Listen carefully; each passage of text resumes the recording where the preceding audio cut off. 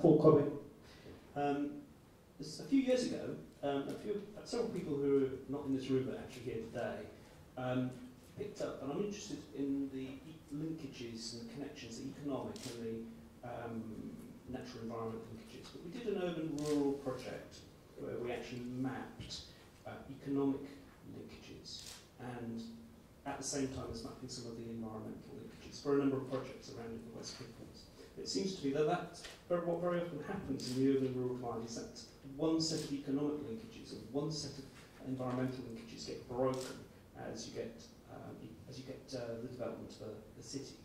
So we need to think not just in terms of spatial development and ecosystem approaches, and not just in terms of economic activity, but we actually need to think in terms of supply and demand chains, economic supply and demand chains. And actually, if you start thinking in those terms, rather than just saying a business centre or actually have something different, because you can actually map them and you can actually see where the barriers are, where the gaps are, and where you need to intervene to take that forward. Is there any response on that? Anybody like to respond on that particular angle? Yeah. I'm not sure what the question was, but I think we probably would all be in agreement about the points made.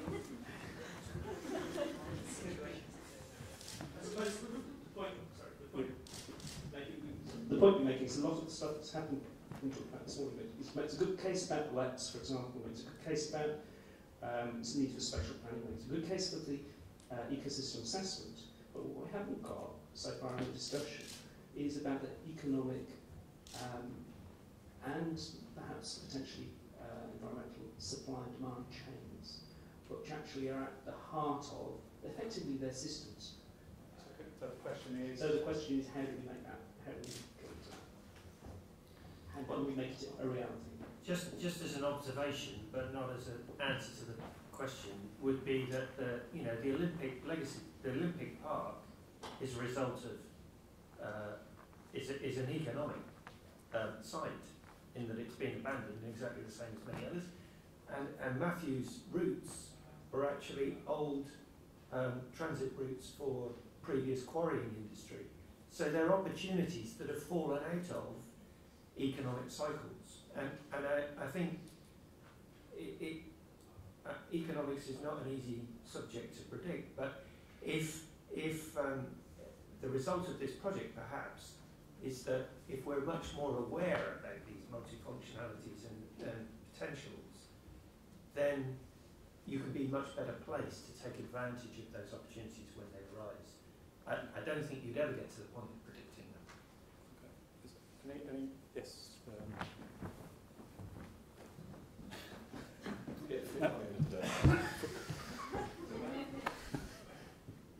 I'm sorry, I didn't realise I was next.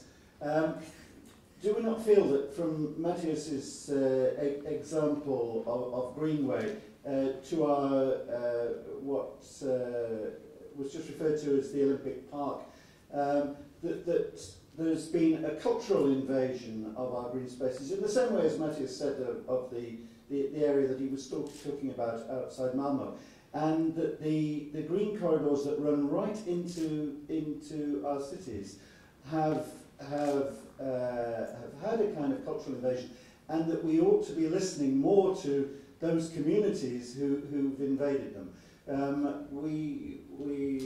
Sorry, can I ask you to turn it into a question? So the question is whether cultural exchange cannot be... whether communities cannot be represented by their cultural, artistic, their environment, and their cultural, environmental, and recreational groups, and that the preferred ways of using our countryside in the city, within the cities, partly represents our old cultural roots in the from the countryside. Quick response. Yeah, I think it's a crucial issue, and this is really difficult when you talk about the rural-urban fringe. Who are you actually going to invite for a discussion like this? it's too easy to talk just about farmers and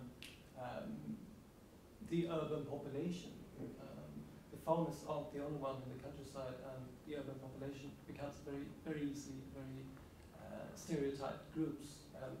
As you rightly said, it becomes the old population, not the new population, which is representative. So yeah, this is something we struggle with right now. Whom to invite, whom to keep the dialogue with. Okay, can I just ask in the interest of brevity, because of time, if we can keep questions succinct? Thank you. I'd like to ask Mattias, in the UK, or at least in England, we had regional government, regional level of planning, and the idea of city regions was quite well developed. We've done away with that now. Have you got any thoughts on that from the Swedish point of view? Do you think that's a good way of managing the relationships between urban and rural? I think it's an excellent way of managing it, and we've been, we planners in Sweden have been arguing for that since the 1930s, and we're still not there. So I don't think you should look at Sweden if you talk about regional planning. I'm sorry. And Nick, maybe from a planning point of view, what would be your take, given the loss of that layer? Is that significant, do you think? Well, if you look at the connections back through the history of planning policy and attempting right back to, we've heard today about Abercrombie and Unwin and others like of this ilk, a lot of what they were talking about really was about that structural scale that's very difficult to replicate, very difficult to recreate unless you keep those dialogues going. And the point you were making, Mattias, about the need for new dialogues seems rather, unfortunately, in this country counterintuitive. We're deconstructing methodologies for those dialogues to take place. Any other comments from? No? One last question here, and then questions from the WebEx. So, Christine. Hi. I'm wondering whether, do you think that the problem is not so much at the minute, there's nothing new under the sun, and I'm wondering effectively the problem we need to solve is the lack of investment in education, because I've been around for quite a long time now. I remember in Stoke-on-Trent we had greenways in the 70s. The old Notty railway line was turned into a cycle track. It links old quarries that were restored, it links old railways, it links coal tips, it links all sorts of reclaimed sites. In Bristol we've got the Bristol Avon cycleway, connectivity, etc, etc, etc. Alan Roth in the late 70s was talking about ecological landscapes. It was influenced by the Bos Park in Amsterdam. There's so much information out there. We should be actually telling the planning profession, there are lots of design solutions out there. It's not just about planning policy. We need design and management solutions. I think we shouldn't overcomplicate the situation. Okay, comments on that? Maybe Harry or Nick, just to bring you in. Sorry, Paul. Okay. In terms of education, I think one of the things that had a huge influence on me was that the school I was at had a Nuffield approach to its education, and particularly science. And that to me completely captured my imagination, because very often they provide you with a solution, and then your job was to actually work out how did you get there. So the whole education remit was about problem solving. And I think there was something that was mentioned earlier today about Pam's comment about bravery. I think the bravery thing, yes, needs to come from our field, but also the decision makers. The bravery thing is to say, I don't know. How many decision makers are actually brave enough to say, I don't know? Because, the complexity that's involved with this means that we need to have all these joined up approaches and contributions and evidence bases and everything else. And policy people and decision makers are interested in snapshot, soundbite, Mitt Romney solutions. So it's not the world we're in. Haley, is there? Yeah, I agree with what Nick just said. When you were talking, what that made me think about is the question about perceptions of and values that we place on the rural-urban fringe, particularly around the drivers for change being, it's a bit messy, we need to sort it out, and I sort of, your question made me think, what role has education got to kind of make people place a bit more value on these messy landscapes that don't perhaps fit in spatial planning type boxes, and maybe that's at the heart of the problem. Okay. I'm very mindful we must go to our colleagues virtually there. So have we got a question, Rachel? Yes, we do, Alistair. This is from the Netherlands, from Bauke, who's been with us all day. His question is, in the Netherlands, more and more experiments are going on to consider new planning approaches to allow temporary use of a place without hindering opportunities for future development or function change. And the question is to Mattias, is there experience with this in Sweden as well?